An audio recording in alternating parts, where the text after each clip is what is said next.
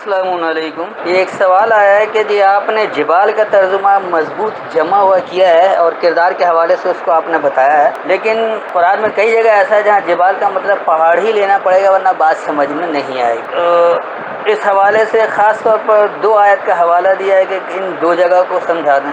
لیکن نمبر ایک بات تو یہ ہے کہ جبال کا مادہ جیم بے لام یعنی جبل ہے۔ جبل کے بنیادی مطلب ہی مضبوط جمع ہوا ہے، تو پہاڑ بھی کیونکہ زمین میں مضبوط جمع ہوا ہوتا ہے اس لیے پہاڑ کو بھی بولا جاتا ہے۔ میں نے یہ نہیں کہا کہ پہاڑ کو جبل نہیں کہتے ہیں، لیکن قرآن میں جہاں بات آ رہی ہے کیونکہ قرآن ہدایت کی کتاب ہے، لہذا ہدایت کے حوالے سے پہاڑ کو کوئی ہدایت نہیں دی جا رہی کہ پہاڑ کی بات آئے، انسانوں کو ہدایت دی جا رہی۔ تو انسانوں کے ہدایت کے حوالے سے اگر کوئی پہاڑ کا بات کرنا ہو تو ہو سکتا ہے، لیکن جہاں پہاڑ کی بات نہیں ہم اسے زبردستی پہاڑ بنا کر کیوں اس طرح سے ضائع کر رہے ہیں۔ بہرحال اس وقت میرے پاس حافظ نظر احمد والا ترجمہ ہے، تو پہلے میں ان کا ترجمہ بتا دوں گا اور پھر اس کے بعد عربی متن کے ساتھ آپ کو اس کا فہم سمجھاؤں گا کہ حقیقت میں کیا ہے۔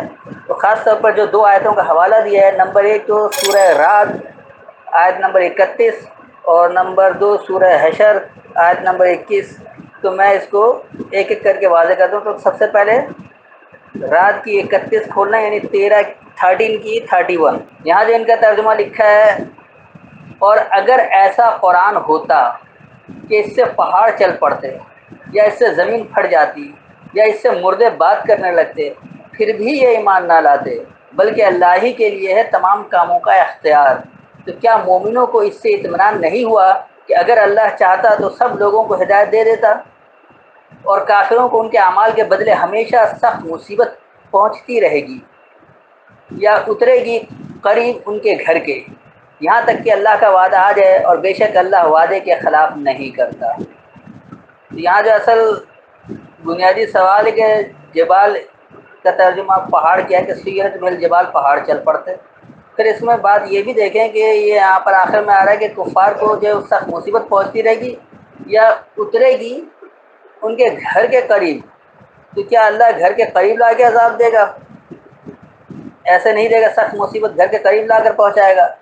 تو یہ سب کیا چیزیں ذرا اس آیت کو سمجھ لیں۔ ولو انا، اور اگر یہ کہ قرآنن، ایک قرآن یعنی ایک کیسی کتاب، پڑھنے والی کتاب، سیرت بہل جبال، چلتے اس سے مضبوط جمے ہوئے، سیر سے ہے سیرت، تو یہ چل پڑتے اس سے مضبوط جمے ہوئے، صرف قرآن سے ہی، اگر قرآن کو مان لینے سے ہی مضبوط جمے ہوئے چل پڑتے تو ایسا ہر جگہ ہو جاتا ہے، لیکن بات یہ نہیں ہے، جب تک اس کو سمجھ کر آپ عمل نہیں کریں گے کچھ بھی نہیں ہوگا۔ آگے آ رہا او قطعت بہل ارض، یا الگ ہو جاتا ہے، قطع کہتے ہیں الگ ہونے کو، اس لیے قطع زمین جیسے کہا جاتا ہے، زمین کے قطع ایک حصہ ختم ہوتا ہے دوسرا شروع ہوتا ہے، اس کو کاٹ دینا، الگ کرنا تو کہا جا سکتا ہے۔ پھٹ جانا بھی معنی وہ کہہ سکتے ہیں کہ اگر بیچ سے پھٹ جائے تو وہ بھی الگ ہو جائے گا۔ قطع کا مطلب یہ ہوتا ہے الگ الگ کرنا۔ بہل ارض اس سے پست، یعنی قطع ہو جاتے، الگ ہو جاتے اس سے پست، یہاں زمین پھٹنے کی بات نہیں ہو رہی ہے بلکہ اس سے پست الگ ہو جاتے۔ تو صرف قرآن مان لینے سے یہ پتہ نہیں چلتا ہے کہ یہ لوگ پست ہیں یا یہ بلندی پر جانے والے ہیں، کیونکہ اعمال آپ کو بلندی کی طرف لے جائے گا۔ آپ قرآن کے ماننے کے دعوے دار اور اس کے مطابق عمل نہیں کر رہے تو آپ پست کے پست ہی رہیں گے، آپ اس سے نہیں چل سکتے، اس سے الگ نہیں ہو سکتے ہیں۔ اور کلم بہل موتا، یا کلام کرتے اس سے خاص مردے، یہ الموتا کر کے کر دیا، یعنی آپ یہ انسان زندہ تو ہے لیکن وہ ذہنی طور پر اتنا مردہ ہے، وہ کردار کی سطح پر اتنا مردہ ہے کہ وہ اللہ کے کلام کو سمجھ ہی نہیں رہا۔ اس قرآن کے کلام کو اگر وہ نہیں سمجھے گا، اس کے مطابق عمل نہیں کرے گا تو وہ مردہ ہی رہے گا، اس کی حیا نہیں ہوگی، اس کی نشوونما نہیں ہوگی، وہ آگے نہیں بڑھ سکتا۔ تو اللہ تو کلام دے رہا ہے، اس پر عمل کر کے آپ زندگی کی طرف آ سکتے ہیں، آپ بلندی کی طرف آ سکتے ہیں، لیکن اگر آپ مردہ بنے رہیں گے تو بے شک آپ زندہ ہیں لیکن مردہ ہے۔ جس طرح ہمارے کہا جاتا ہے کہ مردہ قوم، تو مردہ قوم کیا ہوتی ہے؟ وہ قوم ساری مری ہوئی نہیں ہوتی ہے بلکہ وہ اعمال کے لحاظ سے اتنے گھٹیا ہوتے ہیں کہ مردہ قوم کہا جاتا ہے۔ مثال کے طور پر جیسے افغانستان ہے، پاکستان ہے، یا اس طرح کے ایسے خطے ہیں، برما ہے اور بہت سارے ممالک ہیں افریقہ وغیرہ میں بھی، لیکن میں یہاں کی مثال اس لیے دیتا ہوں کہ میں خود اس خطے میں رہتا ہوں۔ تو خاص طور پر پاکستان، بھارت، برما، بنگلہ دیش وغیرہ، یہ جنوبی ایشیا کے جو خطے ہیں، تو اس میں زیادہ تر لوگ مردے ہیں، مردہ ہی ہیں، اس لیے کہ یہ زندہ تو ہیں لیکن عمل نہیں کرتے ہیں۔ ان کا ہر کام کرپشن کے لیے ہوتا ہے، ذاتی مفاد کے لیے ہوتا ہے، مالی فائدے کے لیے ہوتا ہے، اپنے فائدے کے لیے ہوتا ہے، ذاتی مفاد کے لیے ہوتا ہے۔ کوئی کام قوم کو بھور سے نکالنے کے لیے نہیں ہوتا ہے، قوم کے لیے یہ لوگ کام ہی نہیں کرتے ہیں، تو اس لیے یہ خاص مردہ لوگ ہیں۔ تو کلام کر لے اس سے خاص مردہ اللہ کی بات کو کبھی سمجھتے ہی نہیں، کیونکہ اسے پتہ ہے اگر اللہ کی بات کو مان لیں گے، اس کی فرما برداری اختیار کر لیں گے تو اس کی اپنی چودراہٹ ختم ہو جائے گی، اس کی اپنی حکمرانی ختم ہو جائے گی، کیونکہ الہ جو ہے صرف واحد اللہ ہوتا ہے، لا الہ الا اللہ، اللہ نے کہا کہ کوئی حاکم نہیں ہے، صرف اللہ ہے۔ تو اگر یہ لوگ مان لیں کہ حاکم اللہ ہے تو ان کی اپنی حاکمیت ختم ہو جاتی ہے۔ یہ مردہ لوگ اپنی حاکمیت قائم کرنا چاہتے ہیں، اس لیے اللہ کے کلام کو سنتے ہی نہیں، آج سے بات کرتے ہیں۔ آگے اللہ اس کی وضاحت کرے کہ بل للہ الامر جمیعا، ہاں اللہ ہی کے لیے ہر ایک معاملہ اکٹھے ہے، تمام معاملات اللہ کے لیے، اللہ کے مطابق جو عمل کرے گا اسی کو ہی نتیجہ ملے گا، اور جو نہیں کرے گا تو کچھ نہیں ہوگا، چاہے وہ مضبوط جمے ہوئے ہوں یا وہ پستوں سے الگ ہونا چاہتے ہوں یا مردے ہوں اور کلام کرنا چاہتے ہو، تو یہ سب باتیں نہیں ہو سکتی، اللہ کے لیے تمام معاملہ اکٹھے ہے۔ افلم یائس الذین آمنوا، تو بس کیا یہ مایوسی ہے ماننے والے لوگوں کی؟ یائس کہا جاتا ہے یاسیت، یعنی تعصف کرنا، افسوس کرنا کہ کاش ایسا کر لیتے، کاش ایسا ہو جاتا، جیسے ہمارے یہاں کرتے کہ کاش ہم بھی صحابہ کی طرح ہوتے تو وہ اس وقت کے جس طرح ایران اور روم کے بڑی قوتوں کو شکست دے دیا تھا، آج امریکہ اور روس کو شکست دے دیتے۔ تو ایسی باتیں کہ یہ مایوسیت والی ہے، بھئی آپ کچھ عمل کریں گے تو نتیجہ نکلے گا، آہیں بھرنے سے، سسکیاں بھرنے سے اور یاد کرنے سے کچھ نہیں ہوگا۔ اس لیے کہہ رہا پس کیا یہ مایوسی ہے ماننے والے لوگوں کی؟ اللہ یشاء اللہ، یہ کہ اگر اللہ چاہتا لہذا الناس جميعا، ضرور لوگوں کو اکٹھے ہدایت دے دیتا ہے۔ اگر اللہ چاہتا تو واقعی سب کو اکٹھے ہدایت دیتا ہے، اللہ یہ نہیں چاہ رہا ہے، اللہ نے آپ کو پیدا کیا ہے اور پھر چھوڑ دیا ہے، پھر قیامت کے دن ہی وہ حساب کتاب لے گا کہ آپ نے ہدایت پر عمل کیا یا نہیں کیا۔ اس لیے اللہ مداخلت نہیں کرتا، اللہ نے آپ کو آزاد کیا ہے تو اس آزادی کو مکمل خود مختاری دیا ہے آپ کو، اسی بات کا حساب کتاب ہوگا کہ ہم نے تمہیں جو خود مختاری دی تھی تو تم نے اس سے ہدایت کیا یا اس کی نافرمانی کی۔ اور اگر اللہ پابند کر دیتا کہ اللہ ہدایت دیتا تو پھر جو غلط ہے یا صحیح ہے اس میں سارا قصور اللہ کا ہوتا، اس انسان کا نہیں ہوتا، کیونکہ وہ تو بااختیار ہی نہیں ہے۔ ولا یزال الذین کفروا، اور نہیں یہ زوال ہے انکار کرنے والے لوگوں کو، اس کو نہیں زوال کو آپ ہمیشہ بھی کہہ سکتے ہیں، جب جس کو زوال نہیں ہوتا وہ ہمیشگی رہتی ہے۔ تو انکار کرنے والے لوگوں کی ہمیشگی نہیں ہے، ہمیشہ ہے، بلکہ انکار کرنے والے لوگوں کو زوال نہیں ہے۔ کیا تصیبہم، کہ انہیں پہنچے، بما صنعوا، اس کا جو انہوں نے بنایا ہے، قاریۃن۔ اب قاریہ جو ہے یہ انہوں نے حالانکہ زلزلہ بھی کئی جگہ ترجمہ کیا القاریہ ملقاریہ میں، لیکن یہاں انہوں نے سخت مصیبت کر دیا ہے۔ قاریہ اصل میں کہا جاتا ہے ایک چیز کو دوسری چیز پر مارنے کو، لڑکھڑاہٹ کو، تباہی کو۔ جب زمین مکمل لڑکھڑا جائے یعنی زلزلہ آ جائے تو کیا ہوتا ہے؟ تباہی آتی ہے۔ تو یہ اس کے بنیادی مطلب جو ہے وہ کسی ایک چیز کو دوسری چیز پر مارنا، اس طرح سے کیا جاتا ہے کہ وہ اس میں لڑکھڑاہٹ آ جاتی ہے، ہل جاتا ہے زور سے، زلزلے کی طرح ہو جاتا ہے تو وہ تباہی آتی ہے۔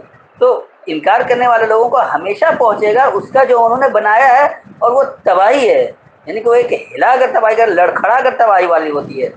اور تحلو قریباً، یا تم اپنا لو ایک قریبی، من دارہم، ان کے ٹھکانوں سے۔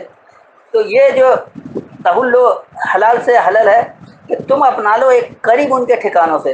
تو اب آپ اللہ کی ہدایت کو لے کر بلندی کی طرف جانا چاہتے ہیں، یا انکار کرنے والے لوگوں نے جو کچھ بنا کے رکھا ہوا ہے آپ اسی کو اپنا کر ان کے ٹھکانوں کے قریب جانا چاہتے ہیں، جس طرح وہ اپنے ٹھکانے کو انہوں نے ایک لڑکھڑاہٹ والا بنا لیا، تباہی والا بنا لیا، تو آپ بھی اس تباہی میں جانا چاہتے ہیں۔ حتیٰ، یہاں تک کہ یاتی وعد اللہ، اللہ کا وعدہ آ جائے۔ اللہ نے جو وعدہ دیا وہ آئے گا، وہ یوم القیامہ میں ہی آئے گا، وہ آپ کے کہنے سے ہمارے کہنے سے نہیں آئے گا، اس کا ایک وقت مقرر ہے اور وہ اسی وقت آئے گا۔ ان اللہ لا یخلف المیعاد، بے شک اللہ اپنے وعدے کے خلاف نہیں کرتا ہے۔ اللہ نے جو کچھ کہہ رکھا ہے وہ اپنے وعدے کے خلاف ہرگز نہیں کرتا ہے۔ تو میں ایک بار اس کا رواں ترجمہ کر دوں تاکہ بات آپ کی واضح سمجھ میں آ جائے۔ اور اگر قرآن ایسا ہوتا کہ اس سے مضبوط جمے ہوئے چل پڑتے یا اس سے پست الگ ہو جاتے یا خاص مردے اس سے کلام کرتے، ہاں اللہ کے لیے ہی معاملہ جمع ہے، بس کیا ماننے والے لوگ یہ تعصب، ماننے والے لوگوں کو یہ تعصب نہیں ہے یہ کہ اگر اللہ چاہے تو ضرور لوگوں کو اکٹھے ہدایت دے دے، یعنی سب لوگوں کو ہدایت دے دے، اور نہ ہی انکار کرنے والے لوگوں کو یہ زوال ہے اس پر جو انہوں نے بنایا ہے، انہیں لڑکھڑاہٹ، تباہی یعنی القاریہ پہنچے یا ان کے ٹھکانوں کے قریب تمہارا اپنانا ہو، یہاں تک کہ اللہ کا وعدہ آ جائے۔ بے شک اللہ اپنے وعدے کے خلاف نہیں کرتا ہے۔ تو یہ انتہائی واضح بات ہے کہ صرف قرآن کے آ جانے سے کوئی تبدیلی نہیں آئے گی جب تک آپ اس پر مضبوط عمل نہیں کریں گے۔ اگر آپ عمل نہیں کریں گے تو قرآن آنا کوئی معنی نہیں رکھتا ہے۔ قرآن تو موجود ہے، پہلے بھی، آج کے مسلمانوں کے پاس بھی قرآن موجود ہے، لیکن مسلمان دنیا بھر میں ذلیل و خوار ہے، پست ہے، مردہ ہے، مضبوط جم نہیں رہے ہیں۔ اس کی وجہ یہ کہ قرآن کے اعمال سے دوری ہے، قرآن کی ہدایت سے دوری ہے۔ اگر ہدایت پر عمل کریں گے تو نتیجہ ملے گا، ورنہ نہیں ملے گا۔ دوسرا حوالہ جو دیا ہے سورہ حشر، یعنی سورہ نمبر 59 اور اس کی آیت نمبر 21 یعنی 21۔ تو آئیے اس کو بھی دیکھ لیتے کہ یہاں پر کیا ہے۔ اگر ہم نازل کرتے یہ قرآن کسی پہاڑ پر تو تم اس کو اللہ کے خوف سے دبا جھکا ہوا ٹکڑے ٹکڑے دیکھتے، اور یہ مثالیں ہم لوگوں کے لیے بیان کرتے ہیں تاکہ وہ غور و فکر کریں۔ اب دیکھیے کہ کیا قرآن کسی پہاڑ پر نازل ہوتا ہے تو پہاڑ اللہ کے خوف سے جھک جاتا، ٹکڑے ٹکڑے ہو جاتا؟ پھر اللہ کہہ رہے یہ مثال لوگوں کے لیے بتا رہے ہیں، آج بھی آپ پہاڑ کے اوپر لے جا کر قرآن رکھ دیں کچھ نہیں ہوتا۔ تو صرف وہ اس طرح جو ہمارے مفہوم میں آتا ہے نازل ہونا، اس سے قطعاً سمجھ میں نہیں آتا ہے، جو عام طور پر مشہور ہے مروجہ ترجمے سے یا روایتی ترجموں سے۔ تو اس کو بھی سمجھیں کہ اصل یہاں بات کیا ہو رہی ہے۔ لو انزلنا، اگر ہم سامنے لے آتے، حاذ القرآن، یہ القرآن، علی جبل، مضبوط جمے ہوئے پر، جو بھی انسان دنیا میں مضبوط جمع ہوا ہے، چاہے وہ یہودی ہو، عیسائی ہو، ہندو ہو یا سکھ ہو یا کسی بھی مذہب کا پیروکار ہو، جو مضبوط جمع ہوا، اگر اس کے سامنے قرآن یہ آ جائے تو کیا ہوتا؟ لڑائی تو تم ضرور دیکھو گے اسے، خاشین، کہ وہ اللہ کے خوف سے لرز رہا ہوگا۔ یہ خاشین جو ہے خوف سے لرزنا، اور خوف کیا؟ عظمت کے خوف سے لرزنا۔ متصدیان، کہ پھر وہ ٹکڑے ٹکڑے ہو جاتے، یعنی وہ الگ الگ ہو، اتنے الگ ہو جاتے کہ یہ کیا بات ہے، اس پر تو ہم پہلے سے عمل کر رہے تھے، کیا کچھ ہے کہ من خشیت اللہ، یعنی اللہ کے خوف سے لرزنے، اللہ کی عظمت کے خوف سے لرزنے سے۔ یہ جو ان کا ٹکڑے ہونا ہوتا ہے، یعنی کہ وہ یہ ٹکڑے کا مثال یہ نہیں کہ ہاتھ الگ پاؤں الگ کہیں کچھ کر دیا جائے، بلکہ جیسے کہا جاتا ہے کہ دل ٹکڑے ٹکڑے ہو گیا، مایوسیت آ جاتی کہ وہ ہو اب تک ہم نے سمجھا ہی نہیں تھا، یہ عمل ہم نے کیا کر دیا، یہ ایسے ہی عمل ہم کر رہے تھے اور یہ نتیجہ کیوں نہیں نکلا۔ تو اس بات سے ٹکڑے ہونا ہے۔ وَتِلْكَ الْأَمْثَالُ نَضْرِبُهَا، اور یہ مثال ہم اسے بیان کرتے ہیں للناس، لوگوں کے لیے، لعلہم یتفکرون، تاکہ وہ فکر کرنے والے ہوں۔ تو فکر کب کریں گے؟ جب لوگ اللہ کی بات کو سمجھیں گے، ان کے سامنے آ جائے گی، ان پر نازل ہوگی۔ قرآن تو اپنی جگہ موجود ہے، آپ پر آج نازل نہیں ہو رہا ہے، نازل اگر ہو جائے تو واقعی آپ بھی اس کے خوف سے لرز جائیں کہ اللہ نے ہمیں کیا ہدایت دی تھی اور ہم کیا عمل کر رہے ہیں، تو اس ہدایت کا نتیجہ کیوں نہیں آ رہا ہے وہ واضح ہو جائے گا، تو آپ اس خوف سے لرز جائیں گے۔ کہ میں ایک بار اس کا بھی رواں ترجمہ کر دوں تاکہ بات انتہائی واضح ہو جائے۔ اگر ہم یہ القرآن مضبوط جمے ہوئے پر نازل کرتے، تم اسے ضرور اللہ کے عظمت کے خوف سے لرزتے ہوئے ٹکڑے ٹکڑے ہوتا دیکھتے، یعنی اس سے دبا ہوا یا دل پھٹا ہوا ہونا دیکھتے۔ اور یہ مثالیں ہم اسے لوگوں کے لیے بیان کرتے ہیں تاکہ وہ فکر کرنے والے ہوں۔ تو فکر کب کریں گے؟ جب اللہ کی ہدایت کو سمجھیں گے اور اس پر غور و فکر کریں گے کہ واقعی ہم کیا کر رہے ہیں، یہ نتائج کیوں نہیں آ رہے، یا یہ نتیجہ اچھا آ رہا تھا تو اسی وجہ سے آ رہا تھا کہ ہم اللہ کی ہدایت کے مطابق کام کر رہے تھے، اس میں مزید کس حد تک تبدیلی کی گنجائش ہے جس سے پورے معاشرے کو فائدہ ہو، تمام انسانیت کو فائدہ ہو۔ صرف چند افراد کو یا چند لوگوں کے لیے انسانیت کا نام انسانیت نہیں ہے، یہ ایسی انسانیت ہے جو ہر ایک کے لیے بلا معاوضہ ہو، بلا تخصیص ہو، ورنہ اس کا قطعی کوئی فائدہ نہیں ہوتا ہے۔ تو یہ ہے اللہ کی ہدایت، کہ جب اللہ کی ہدایت اس قرآن کے مطابق جب سامنے آ جائے تو اچھے اچھے جو مضبوط جمع وہ بھی خوف سے لرز جاتے ہیں کہ وہ ہم نے اب تک کیا سمجھا تھا اور کیا کچھ ہو گیا۔ اور قرآن میں جہاں بھی لفظ جبال آیا ہے یا جبل آیا ہے تو یہ سب مضبوط جمعوں کے لیے آیا ہے، کبھی بھی پہاڑ کے لیے نہیں آیا ہے۔ آپ اس پر اچھی طرح غور و فکر کر لیں کہ 40 جگہ اس مادے سے لفظ آیا ہوا ہے، 40 آیتوں کو کرنا بہت طویل وقت چاہیے، تو میں تو نہیں کروں گا، میں نے 2 سمجھا دیا ہے، باقی آپ لوگ خود کوشش کریں۔ اگر کہیں کوئی بات نہ سمجھ میں آئے تو پھر دیکھا جائے گا کہ اس کو کبھی کیا جائے یا نہیں، آپ سوال کر سکتے ہیں، اس کے مطابق دیکھنے کی کوشش کریں تو بات خود بخود واضح ہو جائے گی۔ جس طرح میں نے کوشش کی بات سمجھ میں آئی ہے تو ایسی آپ لوگوں کو بھی آ جائے گی، ایسا کوئی مسئلہ نہیں ہے۔ السلام علیکم۔